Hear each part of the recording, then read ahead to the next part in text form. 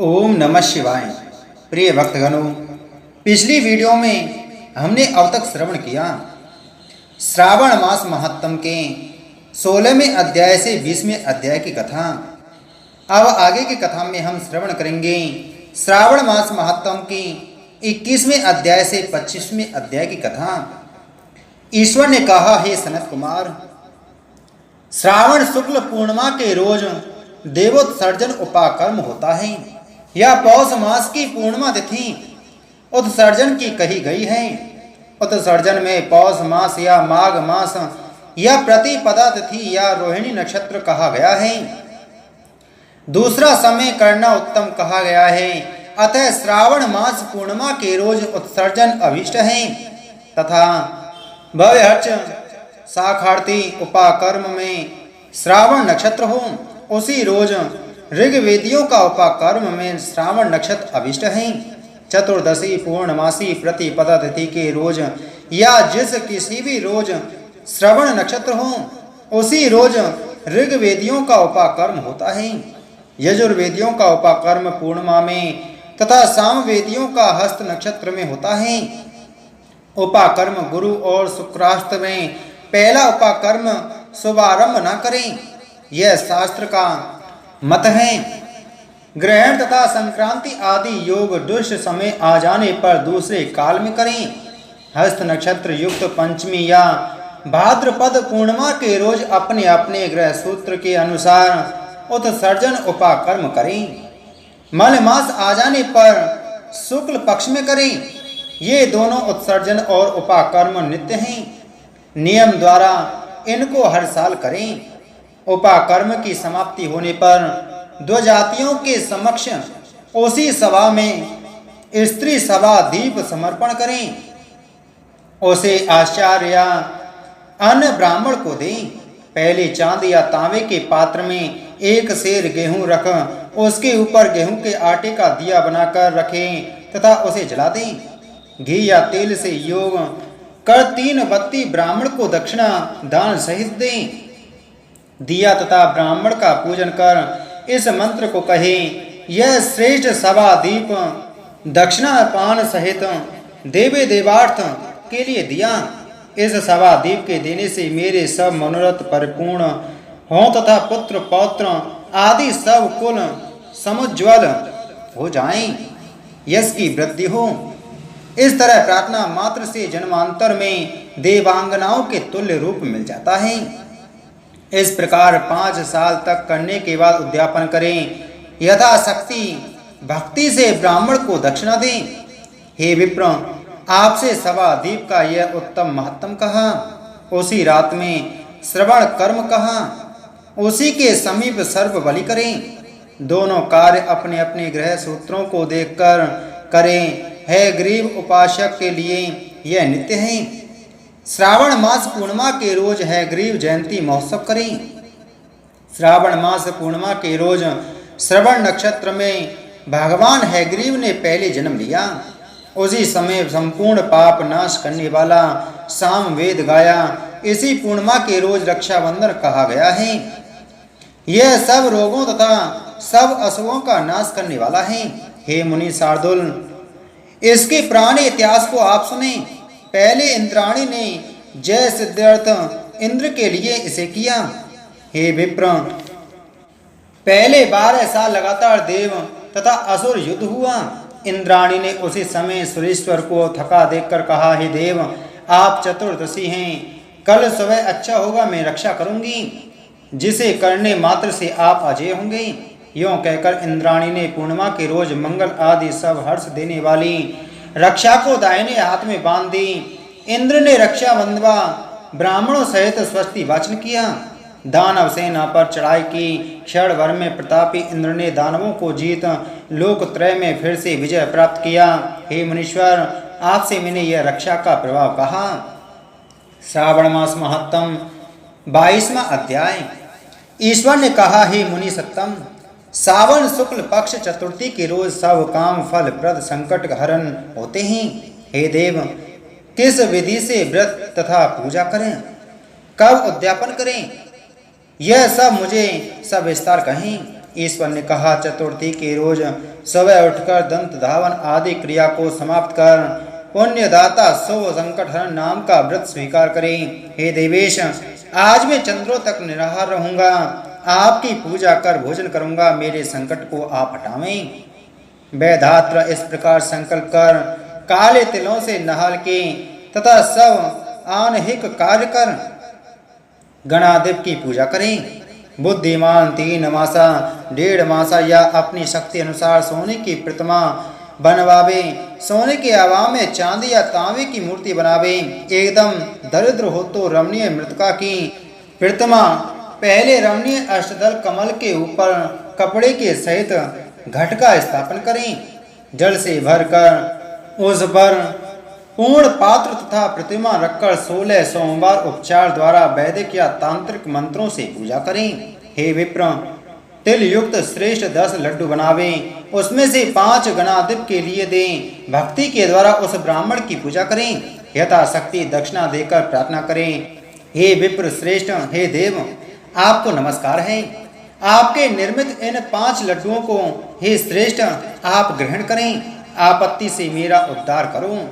जो कुछ मैंने द्रव्यहीन कम या अधिक किया, हे विप्र रूप गणेश्वर, वह सब परिपूर्ण हो। चंद्रमा को अर्घ दें। इस तरह विधि से व्रत करे तो गणाधिप प्रसन्न हो जाते हैं तथा अभिलाषित पदार्थों को देते हैं। श्रावण मास महात्म 23वां अध्याय। ईश्वर ने कहा, सावन महीने के कृष्ण पक्ष की अष्टमी के रोज वृष के चंद्रमा की आधी रात के समय इस योग के आने से देवकी ने वसुदेव कृष्ण को उत्पन्न किया। यों सिंह राशि के सूर्य आने पर महोत्सव करें। पहले सप्तमी के रोज दंत धावन कर अल्प भोजन करें। रात में जितेंद्रिय हो सो जावें। सुबह हो जाने पर उपवास नियम से करें। केवल उपवास द्वारा कृष्ण जन्माष्टमी का दिन बितावें। ऐसा करने से 7 जन्म के किए हुए पाप से निश्चित छुटकारा मिलता है। पापों से मुक्त हो गुणों के सहित जो बास हैं, उन भोगी से वंशित बांस को उपवास कहते हैं। अष्टमी के रोज विमल नदी आदि के जल में तिलों के साथ नहा लें। सोवन देश देवकी के सूतिका घर को बनाकर उसे नाना प्रकार के वर्णों के कपड़ों से कलश तथा फलों द्वारा सुशोभित करें। दीप माला पुष्प चंदन अगरु तथा धूप देकर वहां पर गोकुल के कृष्ण की प्रतिमा रखें। जो कुछ भगवान कृष्ण ने चरित्र किया उसे लिखकर भक्ति के साथ अच्छे प्रकार से पूजा करें। देवकी सहित वासुदेव का, यशोदा सहित नंद का, रोहिणी सहित चंद्रमा का और कृष्ण सहित बलदेव की सविधि पूजन करने से मानव सभी वस्तुओं को प्राप्त करता है। कृष्णाष्टमी व्रत 1 करोड़ एकादशी के तुल्य होता है। इस प्रकार रात में पूजा कर नवमी के रोज सुबह देवी भगवती विंध्यावासिनी का कृष्ण तुल्य महोत्सव करें। भक्ति द्वारा ब्राह्मणों को भोजन कराकर अभीष्ट गौ धन आदि का दान करें और कहे कि इस व्रत द्वारा कृष्ण मेरे ऊपर प्रसन्न हो। मैं गौ तथा ब्राह्मण रक्षक वासुदेव को नमस्कार करता हूँ। शांति हो तथा कल्याण हो, यों कहकर विसर्जित करें। भाई बंधु के पास स्वयं मौन हो भोजन करें। जो देवी और कृष्ण का महोत्सव करता है वह विधि पूर्वक पूजा से हर साल उपरोक्त फल प्राप्त करता है। वह पुत्र संतान आरोग्य तथा अतुलनीय सौभाग्य प्राप्त करता है। यहाँ पर धर्म बुद्धि हो, अंत में वैकुंठ जाता है। श्रावण मास महात्म 24वां अध्याय। ईश्वर ने कहा, हे ब्रह्मपुत्र, पूर्व कल्प में दैत्य के भार से अति दुखी विह्वल अति दीन हो पृथ्वी ब्रह्मा की शरण में गई।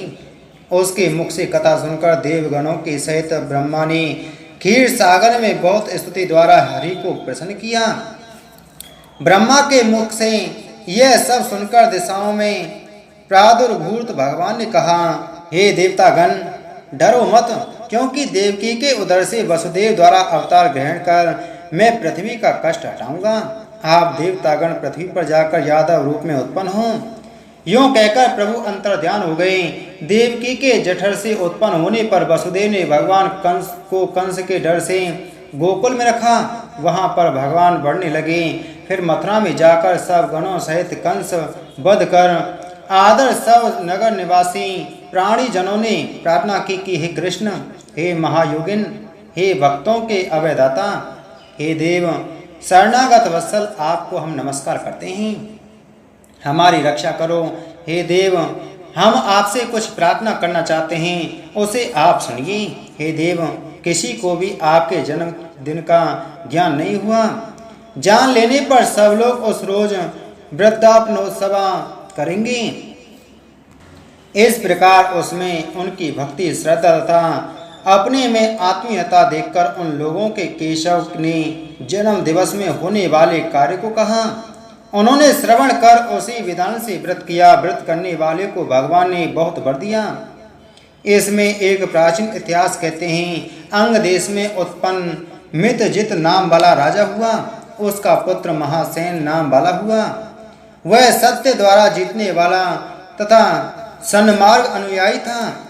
वह सर्वज्ञ राजा सविधि प्रजा को प्रसन्न रखता हुआ रक्षा करता था। उस समय देव योग से पाखंडियों के साथ बहुत दिनों तक रहन सहन होने से उनके संगत से राजा अधर्म में लग गया। उसने वेद शास्त्र तथा पुराणों की बहुत निंदा की। वह वर्ण आश्रम धर्म से बहुत द्वेष करता था।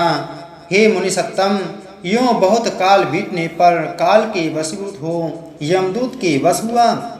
पास बंधन में बांधकर यमदूतों ने यम के समीप जाकर दुष्ट संगति योग से उसके बहुत काल तक यातना दी।